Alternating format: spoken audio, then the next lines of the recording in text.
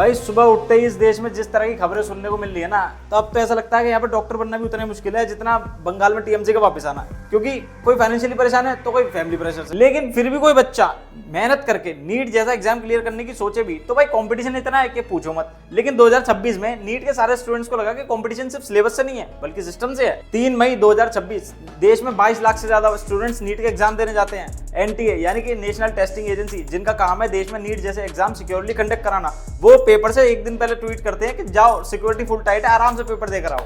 हर centre पे biometric verification लगाया गया है ताकि कोई फेक कैंडिडेट ना आ जाए। चीटिंग होने से रोकने के लिए एआई मॉनिटरिंग सिस्टम है, जीपीएस ट्रैकिंग है, हर सेंटर पे सिग्नल जैमर्स हैं, सब कुछ सिक्योर है। सभी स्टूडेंट्स आराम से अपना नीट के एग्जाम देकर आते हैं और उसके बाद भी एनटीए ट्वीट करता है कि सब कुछ सिक्योरली कंडक्ट हो गया है। लेकिन कुछ दिन बाद न्यूज चैनल्स पे एक हेडलाइन चल रही होती है, The NTA, with the approval of the Government of India, has decided to cancel the NEET UG 2026 examination. हाँ जी, तो जैसा सबको पता होगा नीट का पेपर फिर से लीक हो गया। और मैं फिर से इसीलिए बोल रहा हूँ क्योंकि ये नेशनल लापरवाही अभी 2 साल पहले 2024 में भी हो चुकी है और अब 2 साल बाद ये ट्रेजेडी दोबारा हो चुकी है। अभी 3 मई 2026 को पूरे देश में नीट यूजी का एग्जाम दिया गया था, लेकिन एग्जाम के 2 ही दिन बाद राजस्थान के स्पेशल ऑपरेशन ग्रुप यानी कि एसओजी यूनिट को एक इंटेल मिलती है कि 3 मई को जो नीट यूजी का पेपर हुआ है उसका गेस्ट पेपर 2 दिन पहले से ही टेलीग्राम और व्हाट्सएप ग्रुप पे सर्कुलेट हो रहा है। और ये कोई रैंडम व्हाट्सएप फॉरवर्ड नहीं था। एनडीटीवी की रिपोर्ट के according around 410 question eligibly circulate हो रहे थे व्हाट्सएप और टेलीग्राम पे, और उन 410 में से around 120 chemistry questions actual paper से रिपोर्टेडली मैच हुए हैं। लेकिन जब ये बात नेशनल टेस्टिंग एजेंसी तक पहुंची तो पहले तो भाई साहब उन्होंने इस एलिगेशन को मानने से मना कर दिया। अरे भाई साहब वो नीट का पेपर लीक हो गया, डिस्पॉसिबल। लेकिन बाद में जब एसओजी यूनिट ने उन्हें प्रॉपर एविडेंस दिखाया कि देखो भाई साहब ऐसा सच में हो रहा है, तब जाकर उन्होंने माना कि हाँ एक्चुअल पेपर 30 अप्रैल से ही पूरे टेलीग्राम और व्हाट्सएप पे सर्कुलेट हो रहा था। वो बच्चे ने पिछले 2-3 साल ना कोई फंक्शन अटेंड किया है, ना कोई पार्टी गया है, ना कोई मौज मस्ती की है। हो सकता हो उसकी माँ ने गहने बेचे हों उसकी किताब खरीदने के लिए, हो सकता हो पिता ने नए कपड़े नहीं खरीदे हों। एक पूरा घर था जो लड़ रहा था कि हम किसी तरह से इस बच्चे को डॉक्टर बनाएंगे, और अचानक से क्या होता है कि वो बच्चा पेपर देने जाता है, खुश होकर आता है, बोलता है मेरे 600 नंबर आ रहे हैं 720 में से, मैं सरकारी कॉलेज मिल जाएगा। फिर उसे पता चलता है कि उसके बगल में जो बच्चा बैठा था उसके पास तो पूरा पेपर था। और जब ये बात हमारी सो कॉल्ड एजुकेशन मिनिस्ट्री तक पहुंची तब उन्होंने 12 मई को नीट यूजी का पूरा एग्जाम ही रद्द कर दिया, क्योंकि उनका कहना था कि जिन बच्चों ने ईमानदारी से पढ़ाई करी है उनके साथ नाइंसाफी नहीं होनी चाहिए। चलो कहीं तो सिस्टम ने बच्चों के बारे में सोचा, वरना जिस तरह इस देश में हर साल कोई ना कोई पेपर लीक की खबर आती है, मुझे तो लगता है अब बच्चों को सिलेबस के साथ साथ पेपर लीक के लिए भी रेडी रहना पड़ेगा पहले से।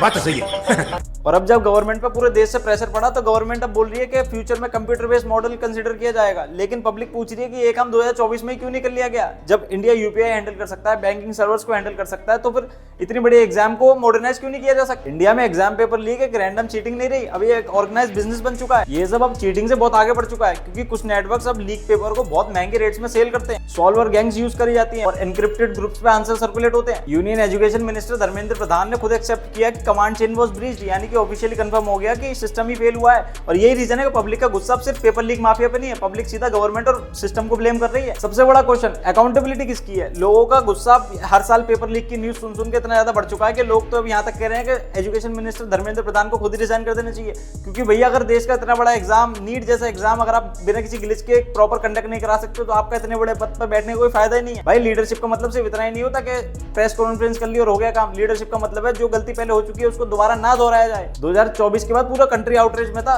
लोग प्रोटेस्ट कर रहे थे, मैटर सुप्रीम कोर्ट तक गया था, लेकिन फिर 2 साल बाद वही सेम गलती दोहराई गई और इस बार भी सिस्टम की फेलियर साफ नजर आई। और इस बार भी सिस्टम के पास सिर्फ यही जवाब, लीक हो गया, री एग्जाम होगा, सीबीआई इंक्वायरी बिठाई जाएगी, कमेटी बिठाई जाएगी, री एग्जाम कराया जाएगा। लेकिन इस सबसे जो स्टूडेंट सफर करेंगे उसका क्या भाई साहब? हर बच्चे के लिए नीट जैसा टफ एग्जाम देना कोई मामूली बात तो है नहीं। ये कोई स्कूल का असेसमेंट तो है नहीं जो पेन और हॉल टिकट उठाए और देने चले गए। नीट जैसे एग्जाम देने के लिए बच्चों को 14-14 घंटे मेहनत करनी पड़ती है, अपने आप को एक एग्जाम जोन में सेट करना पड़ता है। ये सिर्फ एक एग्जाम नहीं है, ये देश के लाखों पेरेंट्स और बच्चों का सपना होता है। किसी किसी के पास तो इतने पैसे भी नहीं होते कि वो दूसरे शहर में जाकर जहाँ सेंटर पड़ा है वहां जाकर पेपर दे सके, लेकिन फिर भी लोग मैनेज करते हैं, कर्जा लेते हैं, दूसरे शहरों में जाते हैं, अपने पैसे बचाने के लिए स्टेशनों पर होते हैं और 10 तरह की तकलीफें झेलते हैं ताकि सिर्फ वो उस एक दिन का पेपर निकाल सकें और उसके बाद वो अपने बच्चे को डॉक्टर बना सकें। लेकिन जब वो लोग इतनी सब तकलीफों के बाद भी पेपर देने के बाद जब अपने घर लौटते हैं तो घर आके उन्हें ये न्यूज सुनने को मिलती है कि भैया पेपर लीक हो गया था और एग्जाम कैंसिल हो चुका है, अभी आप एग्जाम दोबारा देने जाओ। मैं तो हमारे देश की प्रेजेंट गवर्नमेंट से एक ही बात बोलना चाहूंगा, भाई साहब आप जब अच्छे काम करते हो तो मैं आप लोगों के बारे में अच्छा भी बोलता हूँ, जिसके चक्कर में मेरे कमेंट सेक्शन में मुझे गालियां भी पड़ती हैं। लेकिन भाई साहब यकीन मानो सॉरी टू से, लेकिन आपका जो कैबिनेट का मिनिस्टर सिलेक्शन है बहुत ही वाहियात है। ये आपके लोग ऐसे हैं जो एक दिन आप ही को ले डूबेंगे। तो सबसे पहले तो इसे सही कर लो। इस देश का एजुकेशन सिस्टम आज की डेट में एक नेटफ्लिक्स की सीरीज बन के रह चुका है। सीजन नया आएगा लेकिन विलन वही सेम रहेगा, पेपर लीक। ये टॉपिक जितना सीरियस पब्लिक और स्टूडेंट्स को लगता है ना, काश गवर्नमेंट को सिस्टम को भी लगता तो शायद इस साल भी ये गलती दोहराई नहीं जाती। तो खैर आज के लिए बस इतना ही भाई। क्या इंडिया में आज भी कॉम्पिटेटिव एग्जाम पूरे कंप्लीटली फेयर है? कमेंट करके जरूर बताना। तो भाई मैंने कोई नीट का पेपर नहीं दिया, बट जब मैंने न्यूज सुनी थी ना, बाय गॉड मेरे को बड़ा गंदा लगा था भाई। ये सुन के मेरे को बहुत गुस्सा आया था, इसलिए मैंने वीडियो बना दी। और मेरे को पता है वीडियो बहुत दिन बाद आई है भाई, बट प्लीज अपना सपोर्ट बनाए रखना, ऐसे ही बने रहना, स्टे ट्यून। और अब जल्दी वीडियो आएगी 100%। तो वीडियो को पूरा प्यार देना, वीडियो को लाइक करना, कमेंट करना नेक्स्ट टॉपिक किस पे बनाना, और भाई चैनल को सब्सक्राइब करके जरूर जाना यार। प्लीज अपने दोस्तों के साथ शेयर जरूर करना वीडियो को। अगर वीडियो पसंद आए तो लाइक करके जरूर जाना।